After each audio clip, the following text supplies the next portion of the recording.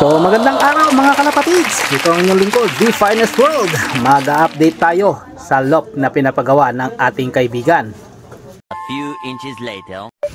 So guys, magte-training nga tayo ng ating mga ibon summer here sa may gimba, para nang sa ganun mapagpag yung mga ibon natin. So medyo smash nga yung laban natin guys sa training guys, ayan. At medyo zero visibility pa sa oras na ito, almost 7 AM na. So abangan niyo guys na ang ating pagte-training dito sa ginagawa natin sa ating mga ibon. So here we go.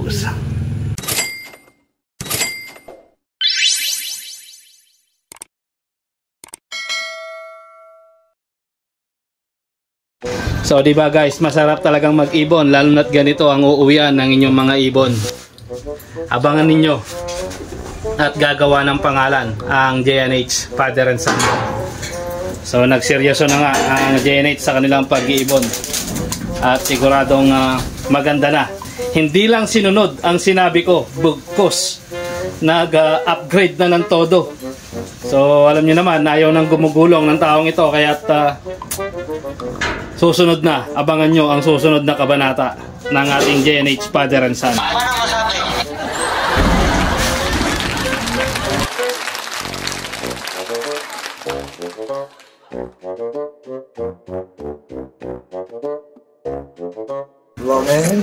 So guys, third floor ng loft nila. Waiting area. Yan ang waiting area guys sa tinatapos ng ating kaibigan.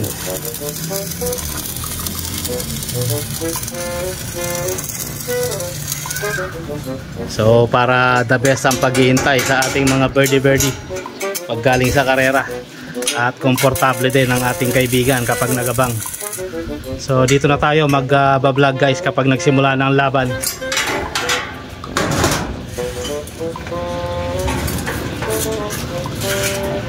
So shoutout sa ating magaling na si Paring Ay.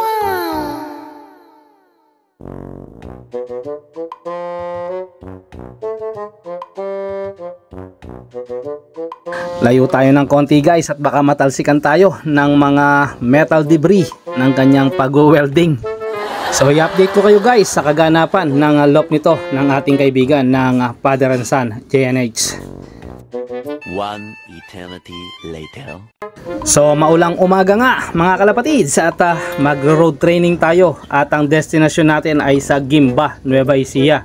So smash training ang gagawin natin guys upang sa ganoon ay masanay na ang ating mga ibon para sa isang pangmalupitang karera ang ating sasalihan. So dito nga tayo guys, waiting sa ating mga kasama, no? So may magpapasakay nga sa kanila. So kulang pa itong mga ibon na to at kasama natin ang ating si Red Hawk. So mas mainam na ganito lang ang dala mong service guys para medyo makatipid din sa gas. Ayan, at smash training nga ang gagawin natin, no?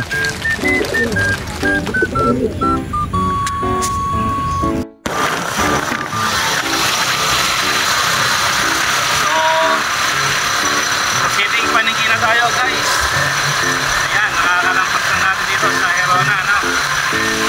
Waiting lang kayo, medyo makulimlim ang panahon dito sa area natin, no? So just wait lang. So guys, malapit na tayo sa throwing point. Dito na tayo sa Gimba, Nueva Ecija. So hintay lang kayo guys at medyo maganda na ang panahon.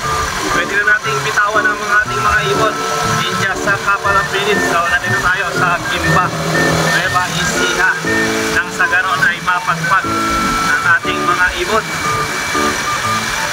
Ayan, welcome Gimba. So stay tuned lang kayo guys, ipag sa ganon ay maabangan ninyo ang ating mga ibon sa kanilang pagbitaw. Welcome Gimba, Nueva Ecija.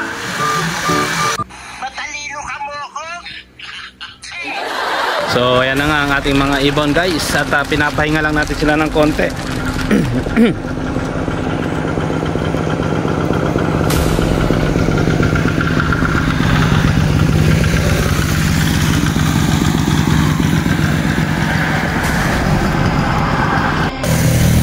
So ayan guys, at at medyo napagod ang ating mga birdie. Yan ang ating training box na malaki. At nang sa ganon ay makasabay sila sa pag-release sa ating mga birdie. So 3 training box lang naman ito guys. At nang sa ganon ay maisabay natin sila sa kanilang pagbulusok pataas. So medyo papahinga lang natin sila ng konti, no? Yan, medyo sumisilip naman ang haring araw at medyo maliwanag na rito guys. So i-release na natin ang ating mga ibon. May mga rumoronda at nagtitraining din dito sa lugar guys. Kaya sigurado na maganda ang panahon habang tayo ay magre-release sa kabukiran. Ayan ang ating pagre-releasean. So hindi na yan dadapo dyan sa palayan dahil medyo mataas ang kinalalagyan natin guys. Ayan, may mga dumaan pa nga rito. Ayan. So galing din sa training ang mga yan. Uunahin ko nga guys ang ating mga ibon nang sa ganon ay makauna sila sa liparan. Hindi naman sa ganon. Siyempre ang ating mga ibon ay alam natin na magbubulusok. Pang sa ganon ay kung may i-guide sila na sa pagta-training, magamit natin ang ating mga ibon para sa ating mga kalapatid. Nang sa ganon naman ay magkaroon din ng laban ang kanilang mga ibon sa mga training na gagawin natin. So release tayo guys, release!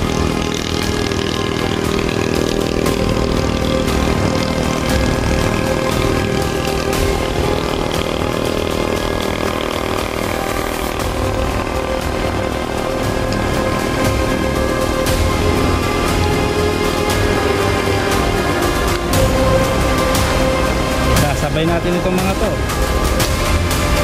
Alright. So yes, let's get it on.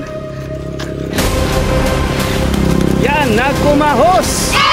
Ayan. Ayan guys, at naubos na ang ating mga birdie. Ito pa. Ayan na. Nagkumahos. Ayan. So bumulusok na nga pa itaas ang ating mga ibon guys. Ayan na. At sinisiguro ko sa inyo guys na sabay-sabay sila. Ayan na. Ang dami-dami nila guys. Ayan na, nagsama-sama. So umiikot-ikot pa sila dito sa area. Nawa ay makauwi sila ng maayos guys. At good luck sa ating lahat. So ayan na nga, dalawang grupo sila at nagsama-sama na sa itaas. At maganda naman ang kanilang ginagawang pag-ikot-ikot dito sa area. Ayan, at medyo nakalayo na sila ng konti. So abang-abang na kayo dyan guys. 7:40 nirelease natin ang ating mga ibon. Ayan, at umiikot pa sila. Grabe, ang tataas kaagad nila. Alam ko medyo smash dyan sa area natin dahil medyo madilim dyan sa area nakikita ko rito. So ganun pa man ay alam kong dyan masasanay ang ating mga ibon. Pero rito sa pinag-releasean ko guys ay maganda nga. Ayan sila, papunta na sila at may humihiwalay nga na dalawa. Mukhang totoo nga sinabi ni paring ay na yung dalawang ito ay nagbe-breakaway. Ayan no, humiwalay sa karamihan. Yung marami ayun na, dumiretso na doon yung isang pulutong na ating mga ibon. Pero itong dalawang ito, ayan, kasama nila pero humiwalay sila. Ayan, bumabalik, hindi ko alam saan papuntang norte. Mukhang ang uwi ng dalawa nito ay sa norte, hindi dito sa south. So ayun na nga, at nawala na nga ang ating mga ibon at hindi ko na sila nakita rito. Ayun na, kumaimbulog na sila pa itaas at mukhang dyan na papunta sa ating area. So yun lamang guys, at abang-abang na kayo dyan. Shoutout sa inyong lahat dyan na naghihintay ng ating mga birdie. At mukhang nawala na nga yung dalawa, nag-breakaway. Tama nga yung sinabi ni paring ay, nagbe-breakaway talaga ang mga ibon.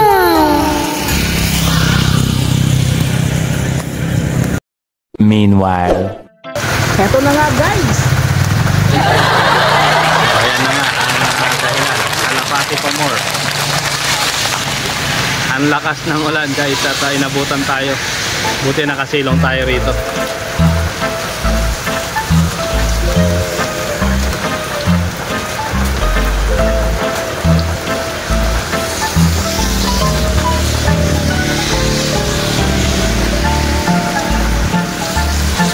siguro mas maganda nga siguro nagsasakyan tayo, no?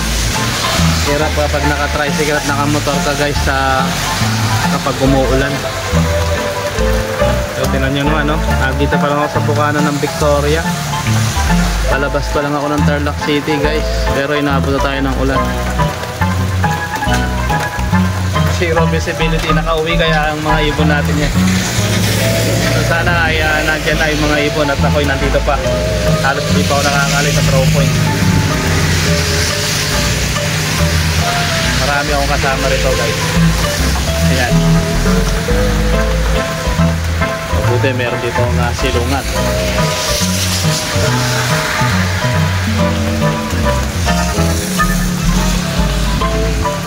One eternity later.